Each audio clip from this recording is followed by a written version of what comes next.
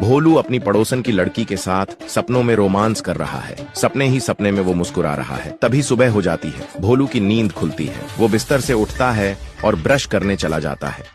Brush करते हुए सोचता है, क्या सपना था यार, काश ये हकीकत होता तो मजा ही आ। फिर भोलू दीवार पर टंगे अपने माँ बाप के फोटो को देखता है और हाथ जोड़कर कहता है, नमस्ते मम्मी पापा। इसके बाद वो काम पर निकलता है। रास्ते में देखता है कि वही पड़ोसन की लड़की घर के सामने झाड़ू लगा रही है। फिर वो झाड़ू लगाकर घर के अंदर चली जाती है। भोलू चुपचाप उसके पीछे पीछे जाता है और देखता है लड़की नहा रही है। भोलू का तो कंट्रोल ही उड़ जाता है। वो काफी देर तक छुपकर उसे नहाते हुए देखता है। लड़की नहाकर दूसरे कमरे में कपड़े बदलने जाती है। भोलू फिर से पीछे पीछे जाता है और छुपकर उसे कपड़े बदलते हुए भी देखता है। फिर भोलू लड़की के घर के पास जाकर डोरबेल बजाता है। डोरबेल की आवाज सुनकर लड़की चिल्लाती है, कौन है बे?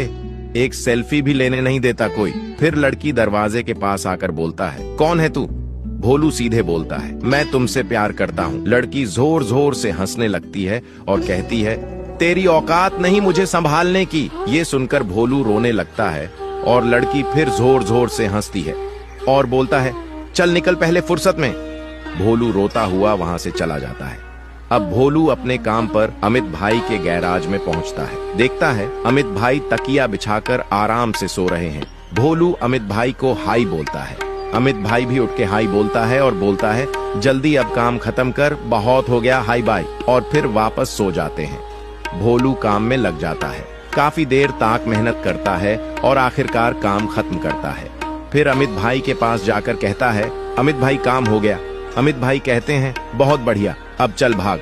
भोलू कहता है, भैया मुझे कुछ पैसे चाहिए, अर्जेंट है। अमित भाई चिल्लाते हैं, फिर से भीख मांगने आ गया, चल निकल। भोलू रोता हुआ वहां से चला जाता है। रास्ते में उसकी नजर अज्जू भाई पर पड़ती है, जो जोर जोर से रो रहे हैं। भोलू जाकर पूछता है, क्या हुआ अज्जू भाई? अज्जू भाई कहते हैं, अपनी होने वाली बीवी से मिलने जा रहा था। खुश होकर गाड़ी तेज चला रहा था। अचानक से गाड़ी का ब्रेक काम करना बंद हो गया और मैं पेड़ से टकरा गया। भोलू कहता है, मत रो भाई, मैं तुम्हारी गाड़ी ठीक कर दूंगा, मैं मैकेनिक हूँ। अज्जू भाई कहते हैं, अरे जल्दी कर दो, मुझे होने वाली बीवी से मिलने जाना है। भोलू काम में लग जाता है और गाड़ी ठीक कर देता है। अज्जू भाई खुश होकर कहते हैं, शुक्रिया। और फिर भोलू को कहते हैं, मेरे साथ चलो।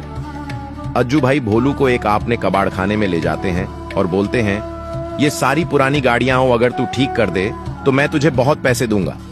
भोलू कहता है, ठीक है भाई।